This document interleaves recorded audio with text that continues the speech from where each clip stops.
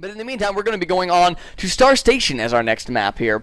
And the map choice was, I believe, the losers here. I mean, that's just kind of standard stuff right there. I'm just going to leave this overlay up, otherwise I'm going to forget to change it. Star Station, I like this choice of map, and I don't like it at the same time. I think it's good for the two base opening where you kind of take a later third base, that 6 to 6:30 third base, rather than the quick third base that we saw towards the end of Wings of Liberty, which really isn't all that popular anymore due to the fact that the gateway timings are just so powerful. This is a huge map though. Spawning on the top right hand side, we have Amandil as our green Zerg player. He lost game number 1 in this best of 3. Going to need to try to pull it back in game number 2 here. If he loses this, he will be kicked out of this tournament, and ZergArmy will advance to the final. So Amandil on the top right position, he is the Zerg player at the 1 o'clock. And on the bottom left, we have ZergArmy, the victor of the first game, holding off against a 5-roach rush, and just kind of pushing out with a 3-gate attack afterward, able to win game number 1. He's going to be going into game number 2 in the advantage. A cup of hot coffee never hurts anybody. Never hurts anybody. This map, ZergArmy, going to be going for something a little bit more standard. Not more standard. Going to be going for the Forge Fast Expand. A little bit more viable on this map, as this ramp here, or this entrance I should say, not quite as big. In this game we notice a much earlier scout out of ZergArmy. He wants to know what exactly is going on here. And this time it looks like, well, once again it is going to be a 12 pool out of Amandil. It just seems to be his preferred opening, which once again, nothing wrong with that. But I highly doubt on a map as big as Star Station in cross spawn positions, highly doubt that we are going to be seeing that same sort of aggressive play here. Amandil, more likely than not, just going to be laying down that natural expansion fairly shortly here. Probe going to be down here, and probably going to lay down that pylon again. But again, the great thing about this 12 pool is it allows you to get those early Zerglings out. So the pylon down at the natural expansion really isn't that big of a deal to deal with. Forge going to be coming down first down here for ZergArmy. That Nexus probably going to follow up on 17 supply. There really is no excuse to not go for a 17 Nexus. I mean, I don't really feel like on a map, once again, this big that you need the cannon first. And there goes the probe in position to lay that down. Pretty much, actually, it times out really nicely where as the Forge finishes up, he really has enough minerals for this natural expansion. There it goes. 17 Nexus is going to be throwing that pylon down pretty shortly as well here. And I think that, I don't know, I think that actually has to be part of the wall. For a complete wall off. Yeah, it does. And then that'll leave just one matrix square over on the little corner here, and that's enough for a gateway. So yeah, nice little wall off there. I don't know why. I'm a Protoss player. I cannot Forge Fast Expand. My building placement is always just like a little bit off, and I feel pathetic. I really do, because it's not that hard. I have literally, I cast amateur games on Sunday and Monday nights. I've literally seen bronze level players do a better Forge Fast Expand than I have in the past. I mean, it's bad. Zerglings are now going to be coming out on the map. No gas on the field right now for Amandil, so just going to be going for a very typical gasless Zerg style until pretty much anywhere between 40 and 60 supply, depending on when he wants to get that third base down. Gateway is now started up. The cannon is finished up. These Zerglings are going to be coming out across the map, but they aren't really going to be able to get too much scouting done. I don't even think the Zerg player has seen this base. No, he doesn't even know his opponent Forge Fast Expanded. Not that that is the biggest deal in the world. I mean, there's really no big one-base aggression that Protosses can do. I mean, you can 4-gate, but I mean, it's pretty much a joke. Let's be honest. 4-gating is a joke in Protoss versus Zerg now, at least.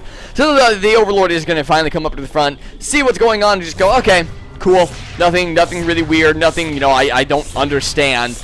And the Overlord actually taking a lot of damage there. I was a little worried for a second there, to be honest, for that Overlord. I mean, 4 more shots, I apologize. He would have been dead. Natural expansion just about to finish up for Amandil here. I would like to say that 17 Nexus finishing up quite a bit before that hatchery there.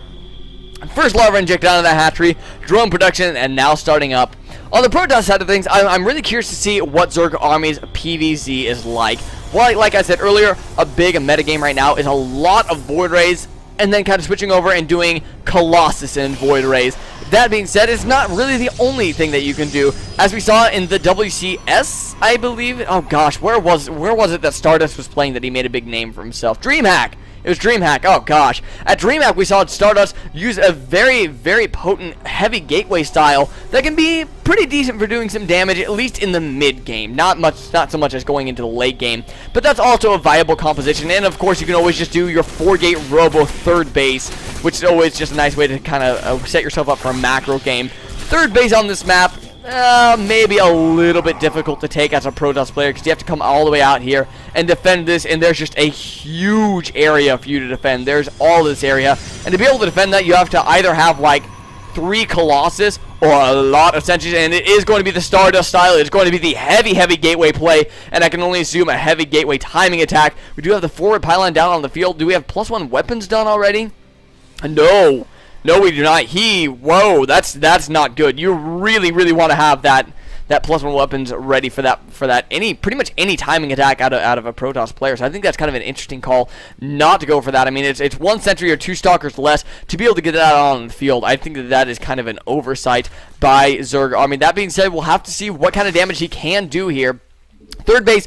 Oh, the third base is actually already up and running by Amandil, so I see what ZergArmy's doing here now. He's just doing pretty much the very standard punishing play here. Your Zerg opponent's being greedy. This is why we don't see the faster third bases anymore, because it's just so easy to punish it. A lot of Stalkers being warped in here. That's not going to be Zealots. That's going to be a big Stalker warp, and there are not that many Zerglings on the map. Just 4 Zerglings. A Spine Crawler going down at that third base. The Stalkers do pretty well against the Spine Crawlers. This third base, even if, oh well, 7 roaches are on the way here. Only one of these roaches is being made at this third base.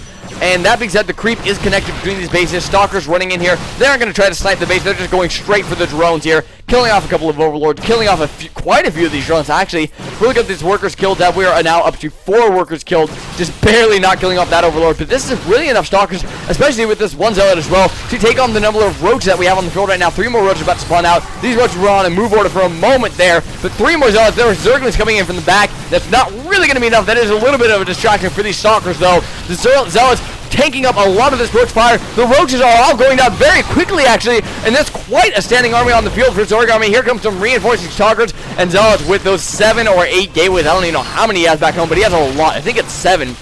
He's able to make such a huge army, and this Zerg player does not have force fields. Amandil, GG's! 2 very quick games for ZergArmy, who is going to be advancing to the finals to play Bacon, wasn't it? I believe it was Bacon. Let me check on that real fast here. Indeed, he is going to be playing Infamous Bacon. Infinite, Infamous, whatever. It is going to be a Protoss vs. Terran finals, a best of 5 series, starting out on Neo Planet S. That's going to be an exciting matchup. I do love PvT. It is actually my favorite matchup to watch, as well as my favorite matchup to cast. We're going to be